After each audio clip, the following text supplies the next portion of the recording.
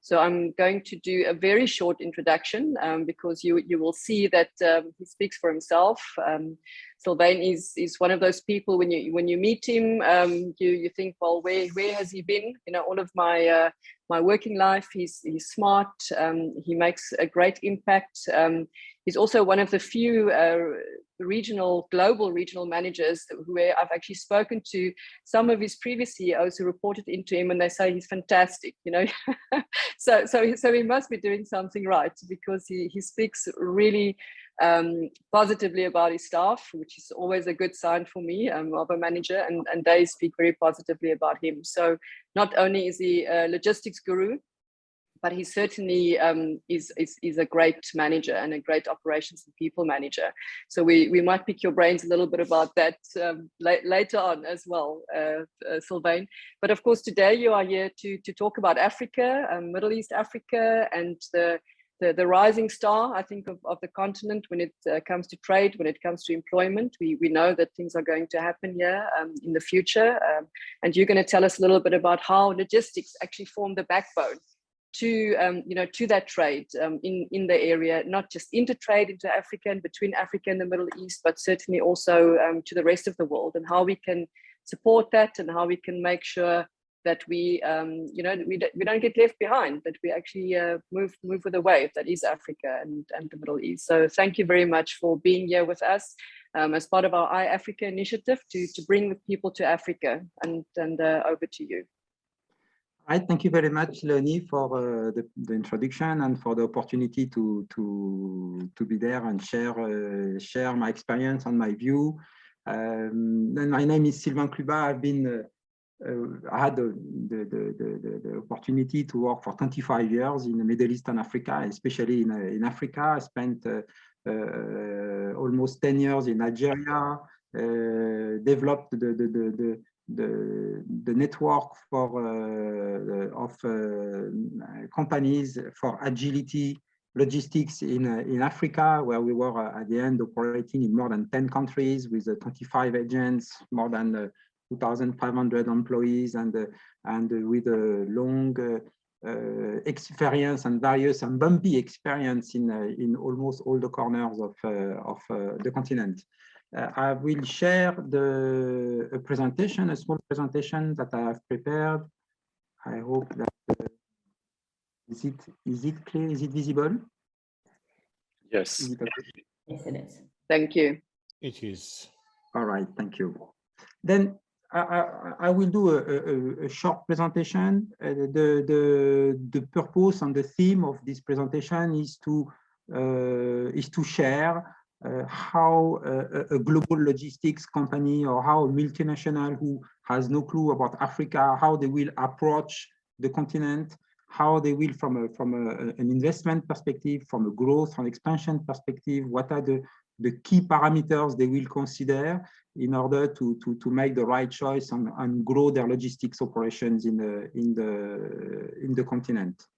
Then, first thing first, from people who are not used to deal with Africa, most of the time there is no awareness of how large is the African continent. And I like this slide because it shows the magnitude and how vast is Africa. It can contain, it's not only one continent, it's the largest continent, can contain USA, China, India, the whole of Europe in one place. And most of the time, this map creates a real awareness on how what we're talking about when we say Africa. When we mention Africa, it's 53 countries. It's a large continent, and from a logistics perspective or from an investment perspective, means that we cannot be everywhere at the same time. We need to have a very strategic approach to be very careful in the selection of the location where we're going to step in, mostly by considering different parameters, but mostly leveraging the different expertise we have, matching the country needs or the specific area needs. Then, first of all, at a macro level, of course, it's a huge continent, has a 1.3 billion population today, with a very high population growth. The population estimated at reaching 2.5 billion in 2050, a huge domestic consumption of $2 trillion. We know that among the 10 fastest growing economies in the world, 7 are in sub-Saharan Africa. And then that means a very dynamic geography where a lot is at stake, and is obviously going to concern is the last continent that will represent will offer the most important opportunities in the medium and the long term. Then, from an opportunity perspective, we see that one, as I mentioned, is a very dynamic population and a young working population. Then there is a huge energy that is growing year after year in the country.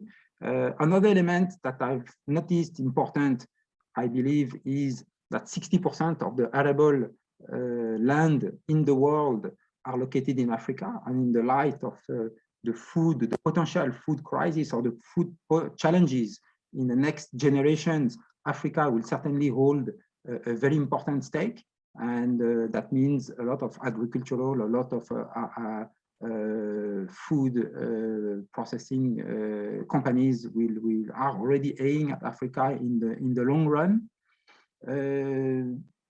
The third element is that there is a growing middle class in Africa, estimated today at about 400 million people. Middle class is we already consider middle class with an income from $10 to $20 a day. Then that means a growing population that is having upgraded lifestyle, upgraded consumption styles, and represent a vast market. Even I mean, in terms of population, that is called to be growing. Another element, because maybe the banks are not as developed, the bank network and the retail bank is not as developed on the continent that it is in Europe or in other countries. It is interesting to know that 50% of the mobile money accounts in the world are held by Africans. And that will boost, together with the logistics, this will boost the economy and the growth of the economy in the African countries, and all what is the cryptocurrency, all the virtual accounts that we can bank, and we can do financial transaction and banking transaction without having a bank account, is going to be the first population that is going to benefit from those technology is Africa. Then that will be a strong booster, and that will accelerate the growth, and that is very understood from an investment perspective. The highest entrepreneurship rate in the world, we see that it has reached 22%. We understand that from the country, but the world, the average in the world is 7%.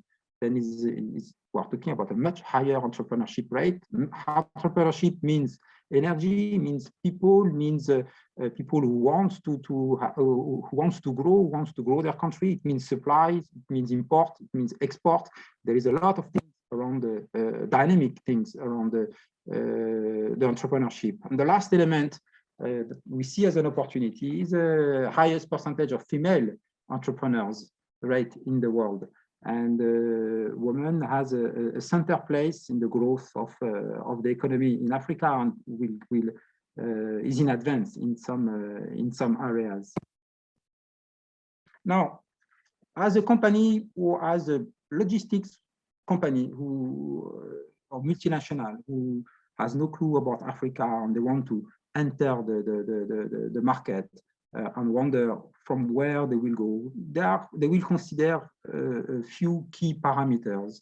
They will consider a few challenges that can be also turn out to be opportunities. first element is that intra-Africa trade is still reduced. It is still at its infancy. Statistically, it's less than 20%. It means that, for example, in Europe, the intra-trade is 60%. In Asia, is almost 60% also, the intra-Asia trade. Then it means that there is still 80% that is a one-to-one trade from the country to the rest of the world, and a very minor portion that is intra-trade, but is called to grow. There are a lot of agreements, free trade agreements that are being put in place to drive the growth of the intra-Africa, and will be a key driver for the growth of the country. Then, from a logistics perspective, it means that there is no one place that will have a huge leverage in Africa. We need to open operation, or to be present in multiple operations if we want to capture this the maximum of the trade in Africa. From a regulatory standpoint, and from a legal standpoint, local content standpoint, investors will look primarily for where it is easy to do business. They will primarily has the objective of which country offers the most stable regulation environment. And this is a key element, actually, because there is a lot of instabilities in different countries. I will mention one example from my own experience investing in Algeria in 2006 and 2007 with a massive investment in warehouses, in trucks, in forklift and other equipment. And all of a sudden, the financial law in 2012 forced all the foreign companies to have a 51% local partner. Then we were forced to, we had to sell 51% of our shares to local partners, then change completely the ball of the game. And this is not one example. There are many of them. Local content has one advantage on one side that can be deterrent on the other side.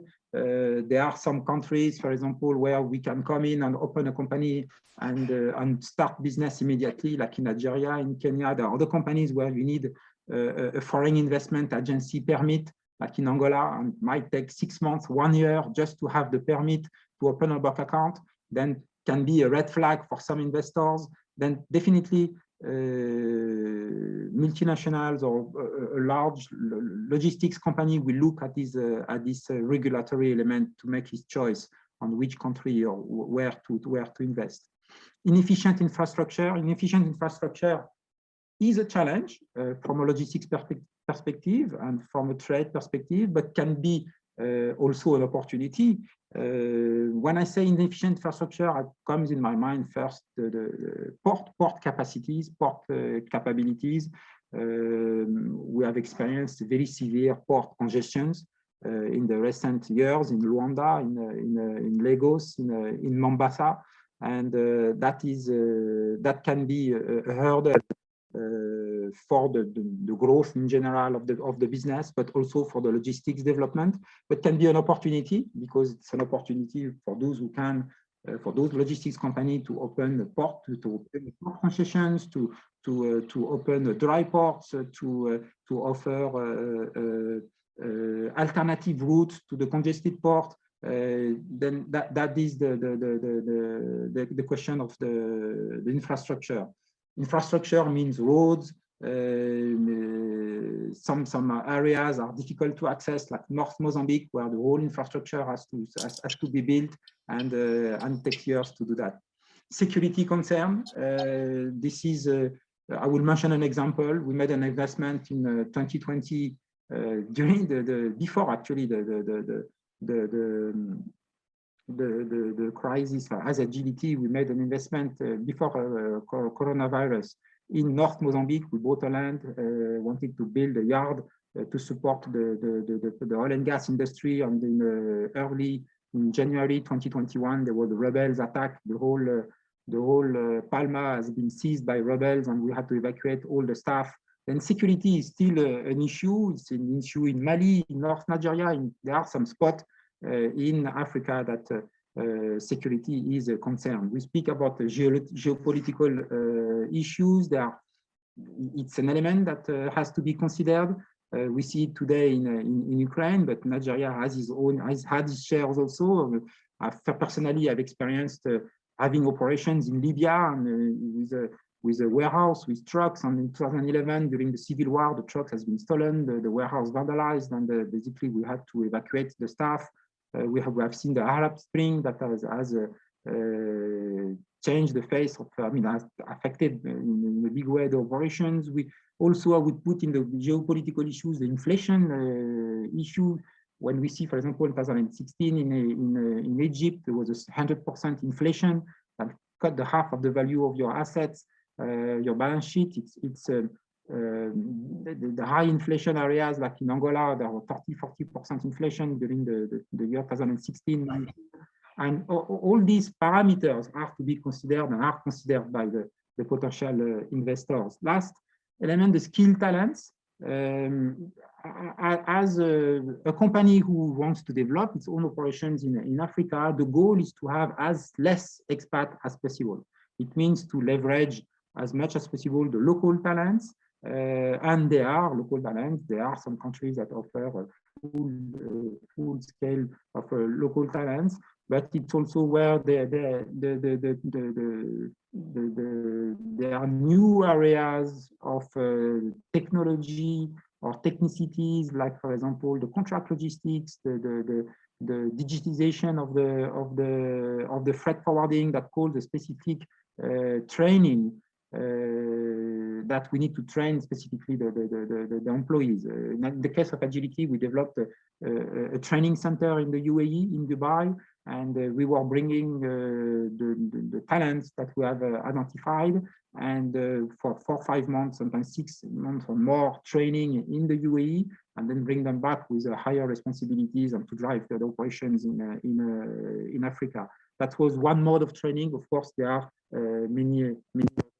Then from a logistics point of view, when we approach a country, we want to enter the market, we have one range of products, which is the freight forwarding, the traditional sea freight, air freight, custom clearance, the road freight, both domestic and cross-border. We have the project logistics, contract logistics and distribution. Contract logistics is warehousing and distribution, e-commerce, e-fulfillment, last mile logistics. These are all the services that the expertise or the products we offer around the world, but that we want to grow into the countries, into Africa in a very specific and strategic manner. We have also on the other side verticals, can be automotive, can be industrial, oil and gas, that we have expertise in.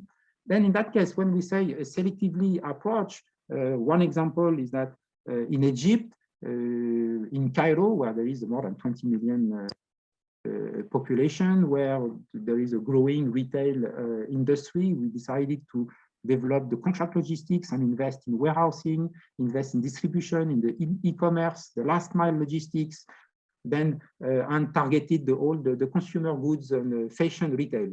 And this is the model we built, and we had to recruit the employees who had these skills or potentially these skills and train them towards that.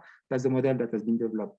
Another example in Nigeria, where we will pick only the project logistics for the oil and gas in the east of Nigeria, and then we have the model that is only around oil and gas industry. Then we will call the specialists in oil and gas, the people who speak the language. And if they don't speak, we will teach them to speak the language in Houston or in Singapore or in the UAE. That's the model. And then we have also some what we call the full range services, like in Kenya, where we decided to go after all the industries that are mentioned here and to offer all the products, because we believe that the market is, I would say, mature enough to offer the opportunities to develop all the products at the same time.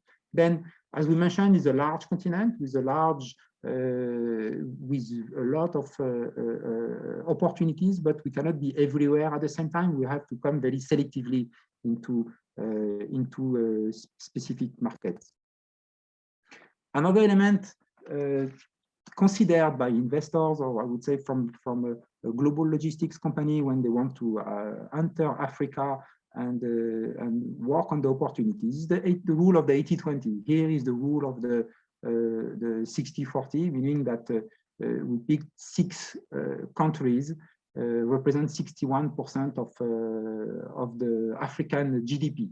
And it's important. Of course, there is oil and gas, the oil bias here in those statistics, but still it's fairly reflect the key markets that we can see in Africa, and definitely new entrants will privilege one of those countries to settle in and then to grow from there regionally. Now, freight forwarding. Freight forwarding, it's about trade lanes. It's about the freight forwarder things in terms of routes of trade lanes. And then we will look at who are the key trade partners. Then first of all, if we exclude or put aside all the mining, the commodities or the oil export, in terms of day-to-day consumption, the African countries are generally importing countries. If we look at here, the first trade partners remains the European Union with 35%. And what does it mean in terms of logistics? It means wherever we are settled in to develop some trade lanes with France, from Le Havre, with UK from Southampton, with Germany, from Hamburg and Antwerp, from Italy, from Genoa, and to build the full product that will reap the gain shares in the trade between the exporting European countries and the importing African countries. Generally, it's a volume game. The more volume you have, the lower price you can negotiate with the carriers, with the shippers or the airlines, and then offer lower rates that will give you more market shares, and that is a volume game. And most of the time, the freight forwarders will focus on key trade lanes, maybe 1 or 2 European trade lanes, 1 China trade lanes, 1 US trade lanes, and they will focus only on it to try to benefit from the volume scale. That's the freight forwarding approach. Now, in another approach to the continent is the growing population. I mentioned earlier there is a middle class that is growing in Africa. It was estimated for the sub-Saharan Africa at 400 million people who are consuming. We see in all the major African megapoles like Cairo, like Nairobi, like Casablanca or Lagos, Johannesburg. Johannesburg has been a long time. We see shopping malls being built one after the other, and that creates a new type of logistics, which is retail logistics that calls for a specific, I would say, supply chain that we call the import, with this very specific and sophisticated contract logistics, with the management of the stock, the last mile, the distribution to the retailers, and the stock management on behalf of the retailers. And this type of logistics generally cannot be offered by the traditional local players, and either new entrants are bringing this technology, or certain local players are upgrading themselves to capture those opportunities. Then definitely this is from the logistics point of view an opportunity for the next decade and even more, especially in cities like Abidjan, like Lagos, Cairo, Nairobi, where we see not only shopping malls, but also very large and state-of-the-art warehouses that are being built over the past few years. Another domain or another angle of seeing the growth or the opportunities in Africa is the oil and gas. The oil and gas, certain countries are traditionally oil and gas countries, like Nigeria, like Angola, like Gabon or Equatorial Guinea. And even though the world is looking for alternative resources, oil and gas will still be dominant for at least one generation ahead of us.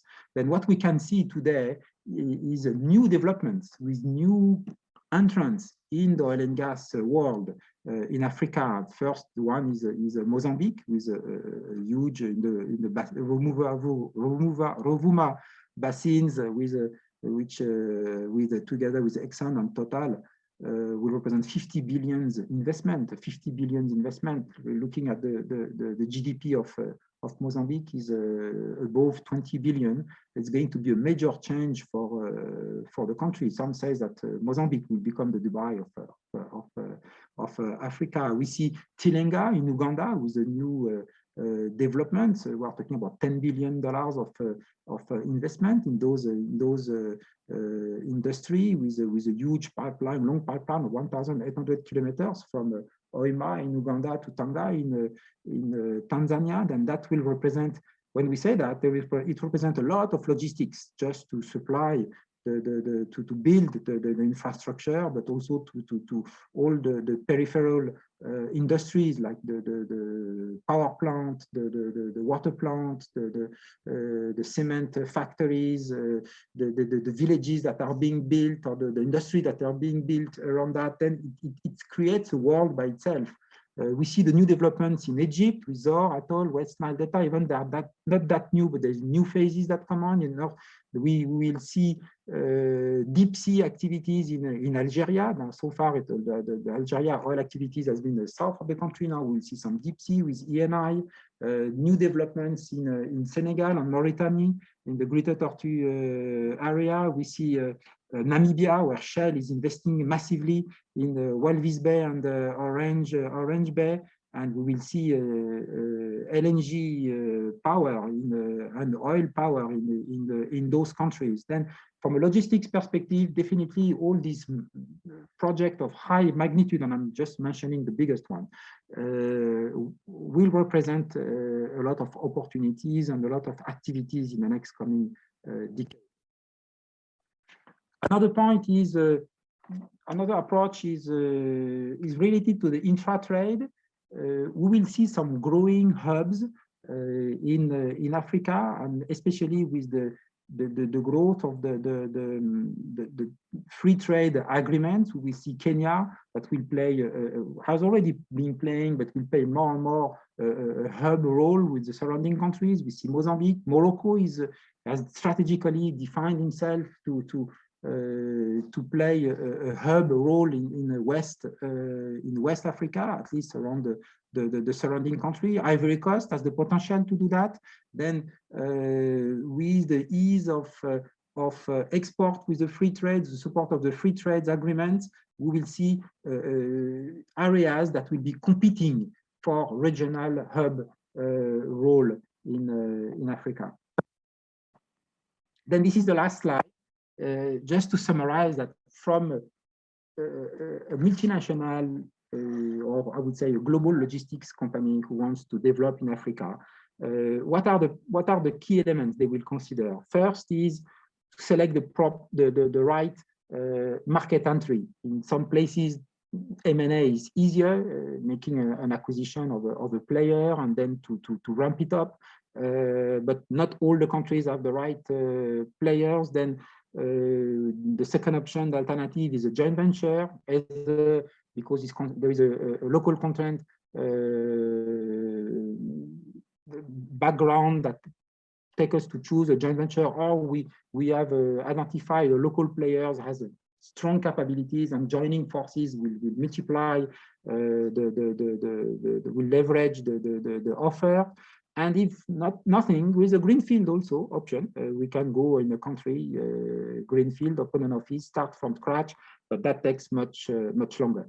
Another element is pick the right partner, and pick the right partner is an experience from picking the wrong partner, which is very difficult. What is the right partner? Generally, a right partner is an entity or a person or a company who has already well implanted a good knowledge of the country, but mostly has a long-term view, is able to invest with the understanding that they might get the return not immediately, but in the long term. And this is what we qualify the right partner. There are some right partners. We need to make sure we want to develop solid foundations, and again, with a long-term view into the country. Credit risk, in many countries, in the logistics, we have to offer credit to the clients, and that when we don't know the clients can expose us to non-payments. And this is a key factors that take us to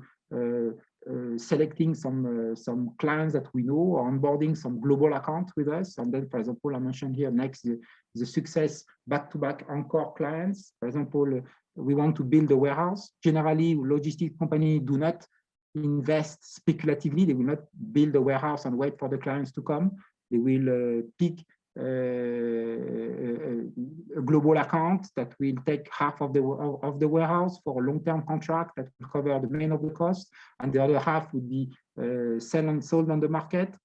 To fully understand the regulation, I mentioned the risk earlier, and that's very important to know where we are investing. To be careful, not every country has the same level of maturity in terms of logistics, and to be careful that the infrastructure we invest in and we built in are in line with the ability of the market to pay. If we come, and we had this experience, we come into a country where we have a super state-of-the-art warehouse that has cost a lot, but nobody is able, as the market is not able to pay for it, and we become off-market, and then becomes a disaster. And last but not least is the talents and the people. As we mentioned, normally we try to have as less expat as possible. Then we need to pick the talents, and they are talents, and we invest in them for the long term, and we train them. As we mentioned, we had this training center in the UAE. They were coming 5-6 months, and then we were going back to on the field with much wider responsibilities. Yeah, that's I would say all the different parameters that in logistics company will look at when they will approach the African continent. I thank you very much. I hope I've not been too long. No, not at all. It was super interesting. Thank you so much. It's a fantastic overview, fantastic summary. We've got a couple of questions, if you don't mind, already coming from the audience. I know the first question was from Egypt. Khalid, do you want to pose your question yourself? Yes, sure. Sylvain, I was just wondering, my first question, how does the Africa Trade Agreement affect the logistics industry and vice versa? What I'm trying to know is a strong logistics industry across the continent will play a role in the successful implementation of the Africa Trade Agreement? Yeah, it will definitely. You know, as you could see, for example, in Europe, the intra-trade in Europe has been boosted by when the borders collapsed. Then it will be the same for Africa, but logistics company will be a key driver, but will not be the only driver. I would say that by experience, because this recently signed and implemented last year, this African Continental Free Trade Agreement, it is starting now, and we'll see hopefully that will be successful. But we had a history of it. There is a theory and there is the practice. From a theoretical point of view, potentially, definitely those type of trade agreements will have a huge impact in boosting the intra-trade. They will reinforce the concept of regional hubs. There will be a competition of who will become the regional hub, and they will force those countries or those hubs to be more attractive than the others. Then definitely to gain benefits of those intra-trade, African intra-trade growth. But there is a practice, the practice on the field. We experience it with ECOWAS, with other regional, like the Southern Africa Development Community trade agreement, where it's half success. On the field, we can see that the border post is still bureaucratic. All the customs are not necessarily digitized. Then we still need like 15, 20 documents to clear a truck. We still have queues of 20, 30, a few kilometers of queues of truck to clear a container. Not the border posts are equipped for that. Then I would say that from a theoretical point of view, potentially it has definitely a driving force, and logistics will play a role in it. But governments have to support it. There must be a political will. And the key would be in the implementation on the ground. And we've seen it with ECOWAS, for example. ECOWAS was a great concept, but has been very difficult to implement on the field. Thank you. Very interesting. Khalid, you might as well, you had another question earlier on, I think about the, let's see, it was ideas and concepts being introduced in logistics training and preparation to meet the growing challenges.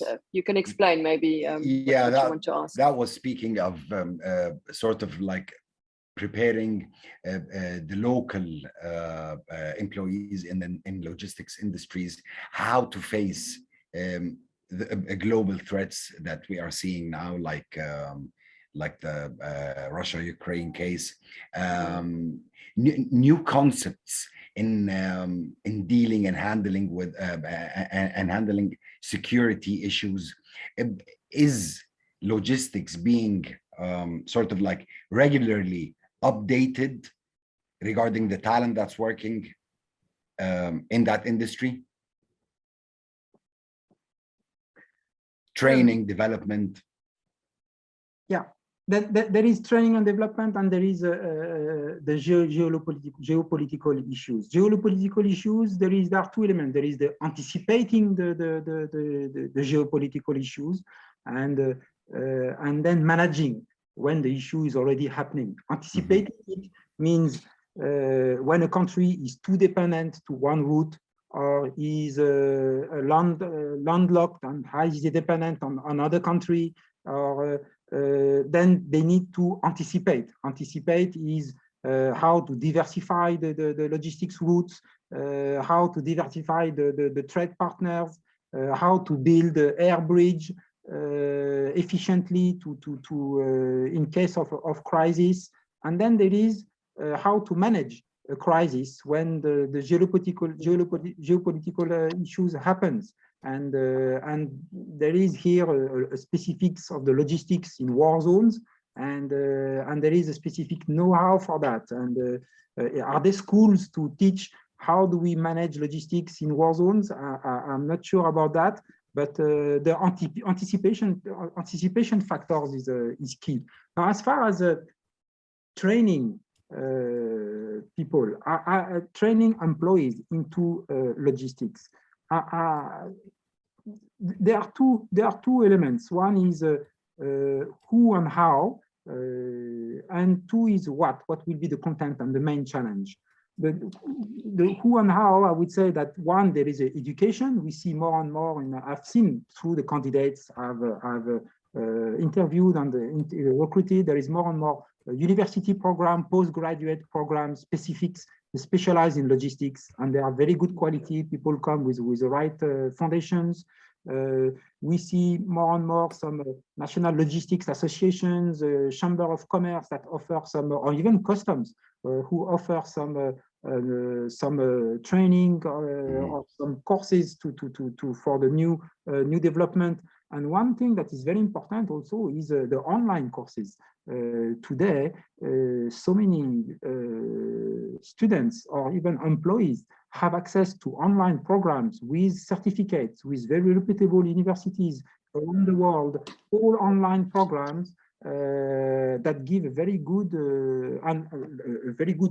strong technical knowledge that equip the employees for the market and for the challenge of tomorrow. And now in Africa, people have access to it thanks to the internet. And that I believe that will boost the knowledge, and it will increase the knowledge of the talents who are willing to not necessarily having to go to university overseas. And there are some private initiatives, like I was mentioning, Agility, who is doing this agility training center in the UAE.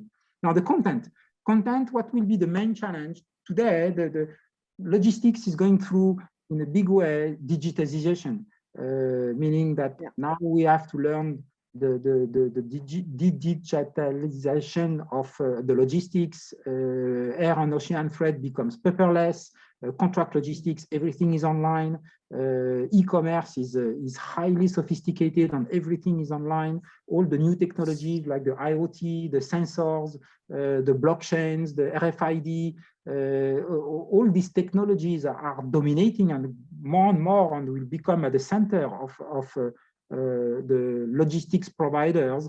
And those knowledge will be the one that employees in Africa will have to absorb. And it's coming. Actually, the online programs are doing that, and there are a lot of ones of very good quality.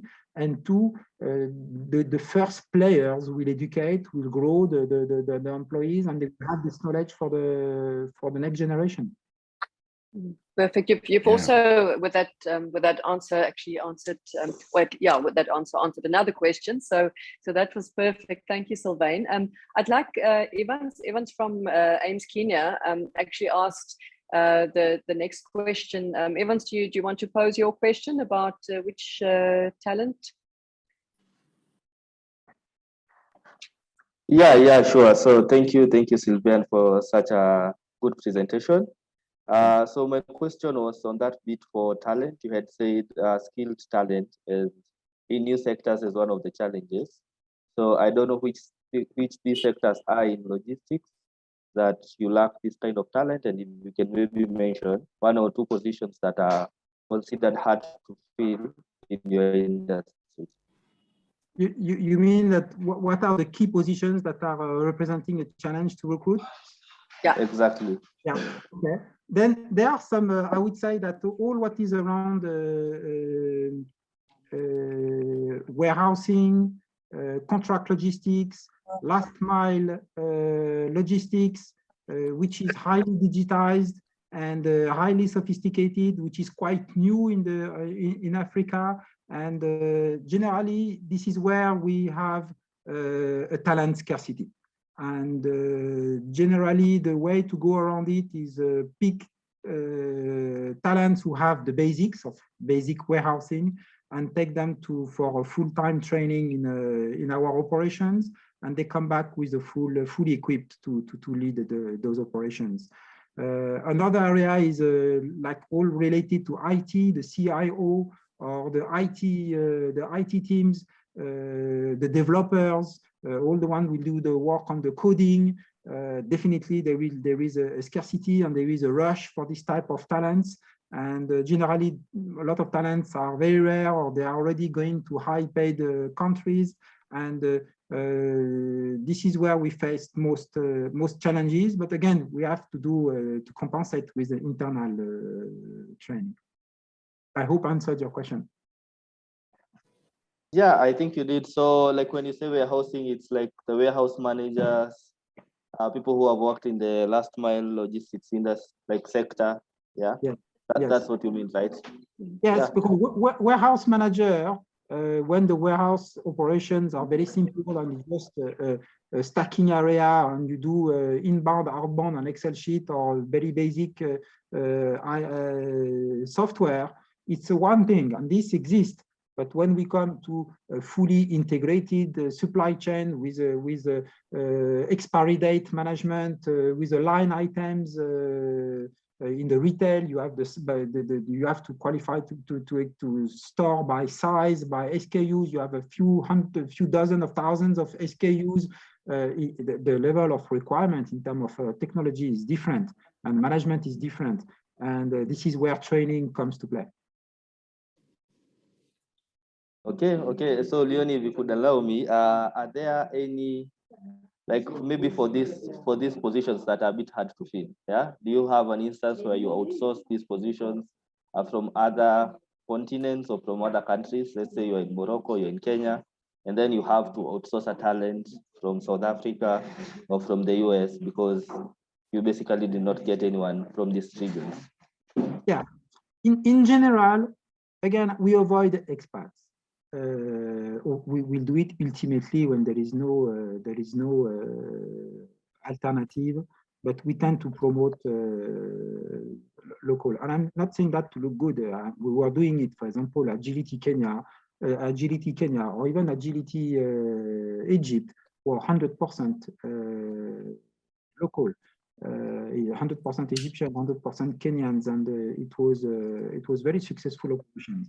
Now, what we can develop is develop the concept of cluster. If we have one talent coming from South Africa or coming from Kenya, and we have invested heavily in him and has all the in-house knowledge, generally we will work on the internal sharing. This person will not be the CIO only for Kenya, will be the CIO for sub-Saharan Africa, and will support the operations, the IT in all the other operations across the continent. That's what we will develop the concept of cluster, and sometimes the cluster can be different depending on the position, but it's not unusual to see a CIO having 5 or 6 countries under his command, or not necessarily his command, but to support 5 or 6 countries and to support the staff locally in 5 or 6 countries. A warehouse manager who is highly sophisticated can support 5 or 6 countries to develop the warehousing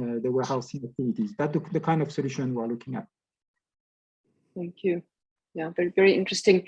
I think we've lost Sharif now from Jada Capital. Are you still with us?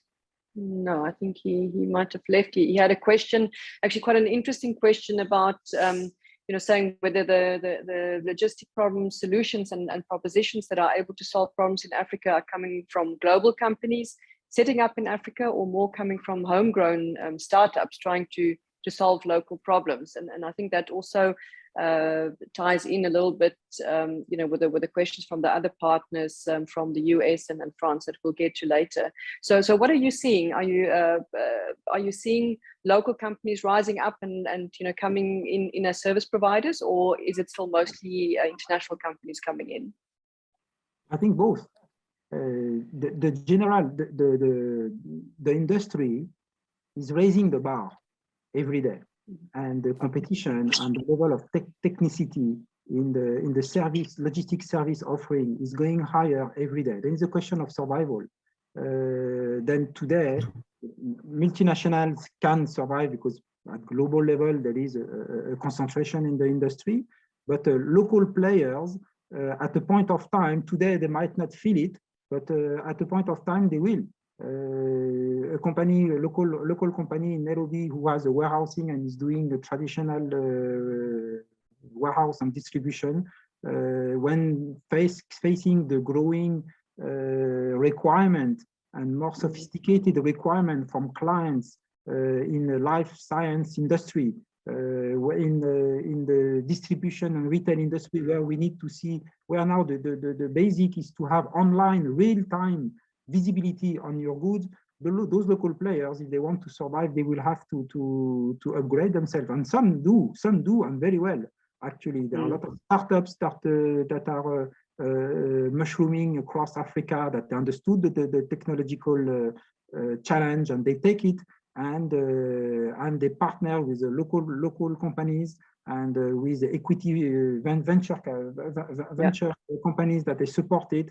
And definitely, it's not only the game for multinationals; it is the game for the ambitious local players who wants to keep their share and keep the edge in the game, and they do. I saw it in Kenya actually. Sharif, I see that you are back. Sorry, that was actually your question that we were answering.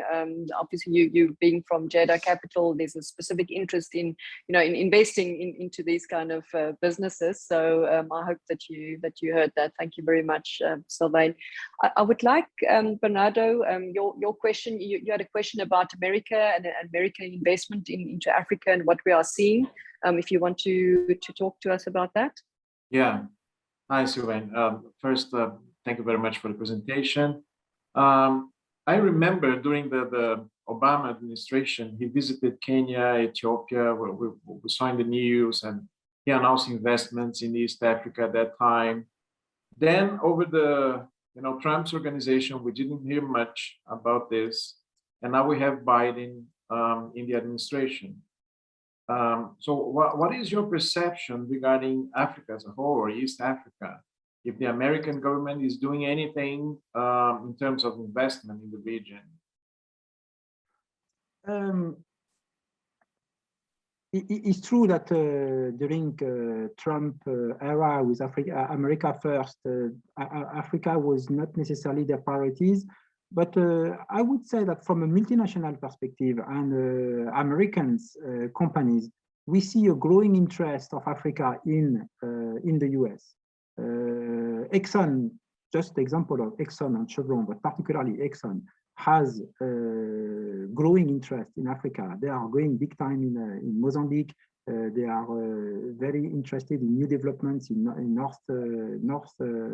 Algeria, North Algeria. They have development plans in Egypt. Then American multinationals have views on Africa, and also because Africa will become a place of competition against China. Then even Europeans, they see that they want to have their share and not to leave their share to China, so that it becomes it will become a strategic place where the players will compete. Then I don't think that even we might not see it, but there are still some initiative happening from a private perspective from the US, even if we might not see it necessarily in the news. Okay, thank you. Thank you. If I can pass Nicolas from France, you also had a question. If you want to talk to us about that. Yes, Leonie. Hi, Sylvain, once more. Well, I think that you already responded to my question when you spoke about your own experience. My question was about the penetration of big international companies, French ones, not only French one, like CMA CGM with their filial Seva in warehouse logistics. So my interrogation was about the repercussion in terms of recruitment, maybe for the 5 or 10 years, because you talked about that. Warehouse logistics means necessity to have managers, and these managers, they are not necessarily present in Africa, not all the time. Most of the time they are trained in big cities. Morocco is one of the big hubs for logistics for Western Africa. So how do you see the evolution? There is an ambiguity. Some multinationals will 100% believe in Africa, and they will massively invest in Africa. And you mentioned the case of Seva and the CMA CGM. I know that they have very high ambitions in Africa. They made some acquisitions of Manica in Southern Africa. They have they are making some other large acquisitions. Agility was one of the companies that had a lot of ambitions in Africa. I remember the chairman in 2015 decided strategically to fully invest in Africa. It is going to be the business of tomorrow. And some other companies that will not see interest, they will prefer to leverage their own strengths. I mentioned, for example, DSV, who made acquisition of Agility. When they acquired Agility, they dismantled the African African operation. They don't see interest.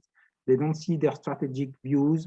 They prefer to focus on where they are good at, meaning Europe, US, Asia, than venturing in Africa. We can see it in other Kühnenagel, DB Schenker, who are not necessarily very hungry to invest in Africa. Then Bolloré is there for a long time, because Bolloré has been sold now to MSC.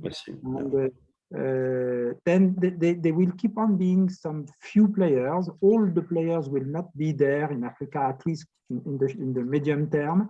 And some of them who are bold or who believe in Africa, like in the example you mentioned, Siva, definitely they will be present. As far as the managers is concerned, I think it's the same issue. We have to pick the talents, train them, and try to retain them, and that's the key. Absolutely, I think, and what you're saying is so true, that we're definitely seeing a rise in salaries. We're seeing it in South Africa.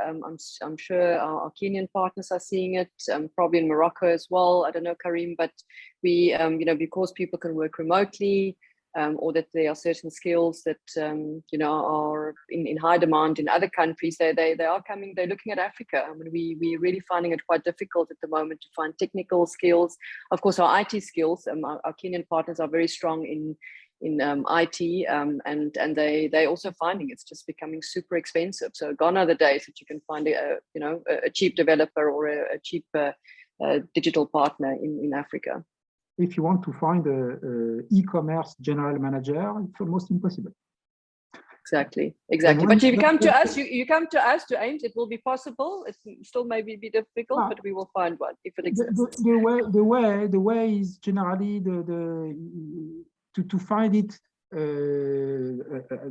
those skills overseas from Africans who have immigrated overseas, who are ready to return into the country, and they will come with those capabilities plus the sense of the continent, and these are the ones successful actually. Absolutely. So we want to bring those skills back, if we can bring them back to Africa and help us succeed in Africa. Definitely. I want to, Wellington, can you hear me? We actually have one of our clients here. I don't know if he's listening. I can see he's still online. Wellington. Loud and clear. I can hear loud and clear. Okay, it's very nice to see you, Wellington. So Wellington is with a French company called Delifrance, which most of you will know, I'm sure. Yeah. And Wellington, what are you guys finding from a client perspective? What are the challenges to land your product? I mean, as this presentation has been going, the biggest thing that I've been picking up is that the challenge of logistics, as much as the network is clients finding it, they're expanding their network within the continent. But the downside is that I work within the frozen category, and we find that frozen within an African context becomes a bit of a myth, And again, I mean, the world is upside down right now. Forex is an issue again. So the two main things I'd say it's Forex and understanding the space of frozen. Africa, people will give you random stories and saying they understand frozen. You get to the warehouses in Ethiopia, for example, you find that it's just chilled. So that's like a downside. But other than that, Forex continues to become an issue within the continent. Countries like Angola, Zimbabwe, that suffer from sort of hyperinflation becomes an issue. But you find guys quite eager to do business nonetheless. Thank you. Thank you, Wellington. I'm saying that one comment is totally right, and is right that the cold chain is underdeveloped. The infrastructure for cold chain is underdeveloped in most all the African countries, apart from few of them. But and it's a challenge today. But on the other side, it's an opportunity also to grow these sectors, and it's an opportunity for logistics companies and local players and investors to go full-fledged in it, because this is a real market need. Absolutely, and I think as we improve our energy supply, which we can do if we look at a sustainable model, not necessarily the old ways of doing it, but if we look at wind, if we look at solar, I mean, Africa is the continent of sunshine. So certainly we can improve it, and with that we can actually, you know, hopefully chill the products to the right temperature, and not you know, just do to something cooler than room temperature. So I'm sure we can improve that a lot. Thanks Wellington, thanks for your contribution as well. Any other questions, anything that I've missed in the chat? I think we're probably ready to close off. Anybody from the audience want to add anything? All good? Okay, I think we're there and we're right on time. So just a few minutes over the hour. So thank you, Sylvain. It was absolutely fantastic.